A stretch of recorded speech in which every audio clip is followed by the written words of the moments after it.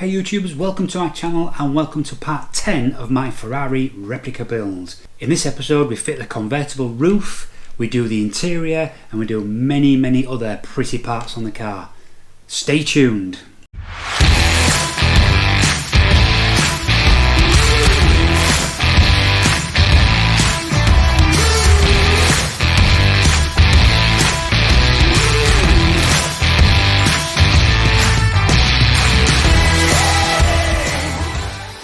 Don't forget to subscribe to my channel, and if you do enjoy this video then give me that thumbs up. Let's go. So welcome back to the build video, and we're cracking on now. We're almost at the end and we hope to get it finished by the end of this video. So what we're going to do, the first part of this, is get the roof sorted. So this is the convertible roof using the MR2 metalwork and using the parts you see here which are supplied in the kit to create a nice convertible roof. Firstly, we want to fit the main structure of the roof over top of the MR2 roof. So what you have here is the plastic bits which create little sticky out wings at the back of the 430, and these at the front lip hook under T-pieces which stick out of the deck lid of the 430. So get that bit right and the cover basically just goes on top of that. So after that we then start with the internal headlining. So here is the supplied headlining being fitted, and this will need to be trimmed to fit exactly into the position of the car. And here you can see the headlining after it's been trimmed.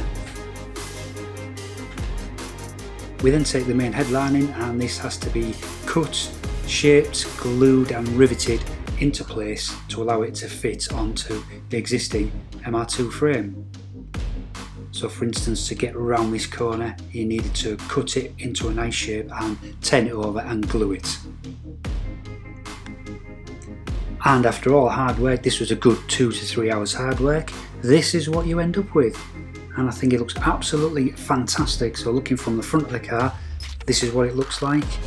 And then to match what a Ferrari looks like, if you look at the back of the car, it looks identical to what you would get in a Ferrari.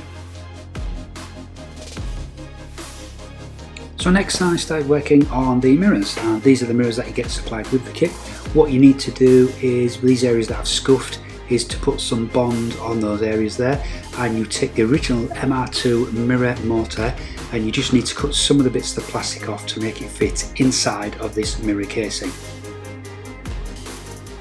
Here you can see the mirror with the Sikaflex applied, ready to insert the mirror motor. And here is the modified MR2 motor bonded into the mirror. As you can see, I've scuffed up the surface of this ready to glue the mirror onto this. So next I needed to get the mirror glued into a position, leaving a good even spacing all around like so. I then added some weights and left this to go off overnight. So next job is to now bond the mirror to the actual door. So this was a bit worrying because the door had been nicely painted, this part was lovely and red, but I had to scuff it all up like you can see. And this is the front part of the door near the A-pillar, and this is where the mirror will bond onto. So we need to thread the wire through the hole like I've done, and then apply some bond to the mirror and stick it onto this part. And here you can see the back of the mirror with the bonding in place, ready to press into place and clamp up and leave to go off. And this is what it looks like when it's complete. Absolutely perfect. Looks amazing. And also don't forget, you've still got the electrically adjustable mirrors that you had in the MR2. So now it's time to do a bit of work on the interior. For this, in the kit again, you get a replacement dashboard, you get air vents, you get the central part of the steering wheel, as you can see here. I'll show you that in a minute. And yeah, it's a matter of fitting all these pieces in. I've also taken out the seats and sent them off to leather trimmers to get them into a nice cream, and also reshape the seats to look a little bit more like the Ferrari seats. We'll see those shortly. So here we can see the steering wheel being built up. What I've done with mine, I did it slightly different to others. Obviously bought the Ferrari centre home button, that's the original, well, a copy off eBay. I bought a remote start button there, that actually does work. I've wired that up so you press that and you can start the car with that button. And then the right hand switch, the Manatino switch, that is from a PlayStation steering wheel. Now I chose to use this one because the PlayStation one does light up the LEDs, so I've wired that to come on when you turn the ignition on, so it's just a little bit more novel and just makes it a little bit more authentic looking.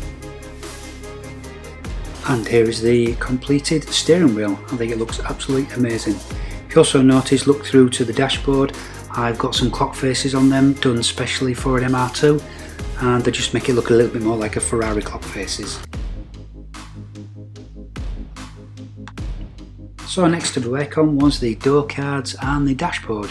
Here they are all back from the trimmers. So the door cards have been done in that nice creamy white that's used in Ferraris, and the dashboard was done in a black leather. These have turned out absolutely fantastic. This is what the door card looks like up close. It's just waiting. I'm going to put a grill on at the bottom and the top there for the speakers that I've had installed. This card is supplied with the kit, but obviously you need to send it off to get trimmed in leather like I've done here. This has been trial fitted into the car, so when it's come back in this condition I should be able to fit this nicely back into the car without too much trouble. So speaker grills have now been fitted and speakers have been fitted into the door, and it's ready for the car to be fitted back on to the Ferrari replica. And here it is all fitted, and the door shuts nicely and lines up exactly with the dashboard and the B pillar. Perfect. So this is the dashboard as it came back from the trimmers. As you can see here, I've gone for the red stitching, which I think just sets it off that little bit nicer, and this basically will just sit on top of your existing MR2 dashboard and just gets bonded into place. And at the left there and in the centre, what you will then bond on is the air vents which I created earlier on. And here we have the original MR2 seats when they return back from the trimmer. So I've squared off the shoulders to make them look a little bit more Ferrari-like, and put those round rivets like air vents in them as well. These just look absolutely phenomenal to what they were used to look like when there was the MR2 based seats. Also on here you probably notice I've got the Ferrari stitching. So we've got the prancing horse there in the headrest as well. Here are the air vents I mentioned, so I've put all these together and painted them a silver colour and fitted the vents that are supplied with the kit again all into this moulded plastic which you also get in the kit. I've also moved the original MR2 HVAC controls forward, and I've changed the knobs to be these billeted alloy metal knobs. All looking absolutely brilliant. Here they are fitted back into the car, and also you can just see at the top of the seats there's the roll hoops, which these again were just pieces of plastic, and they've just been leather trimmed to make them look like metal bars, but these are not metal bars, so they will not save you in a rollover. But the MR2 never had these anyway. And now with everything installed into the interior as it should be, this is what she looks like.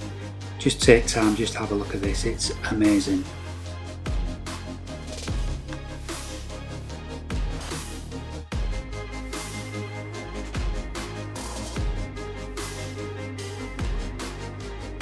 So that brings me on to the last job before we finished, and that is fitting the badges.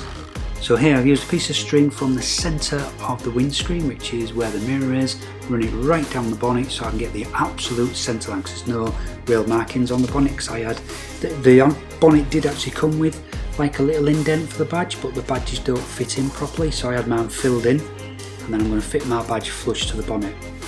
So once I've got the centre line, I can then measure exactly where I want the badge, and then I can drill a couple of holes. Once I'm happy everything is in the right place, I can then take the Ferrari badge and install that onto the bonnet like so.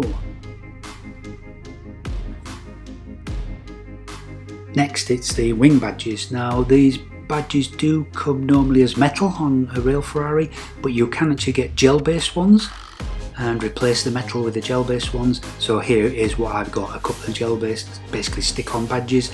I just needed to measure up and make sure I've got them exactly square and exactly in the right place, as can be seen here. Once I was happy, stick them on and remove the tape. So all that's left now is for me to show you a montage of what the car looked like when it was finished.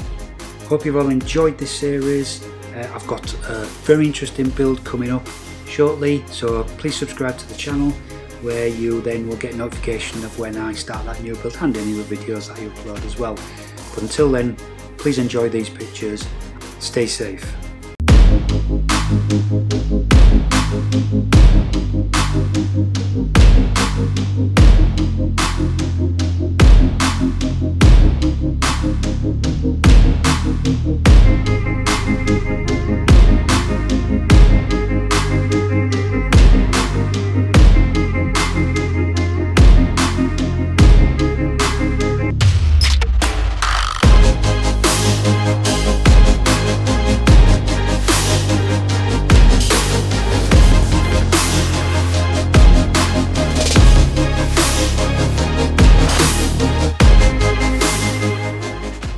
So thanks for watching, hope you enjoyed it. If you did, then please give me that thumbs up and don't forget to subscribe to my channel and turn your notifications on. Until the next time, stay safe.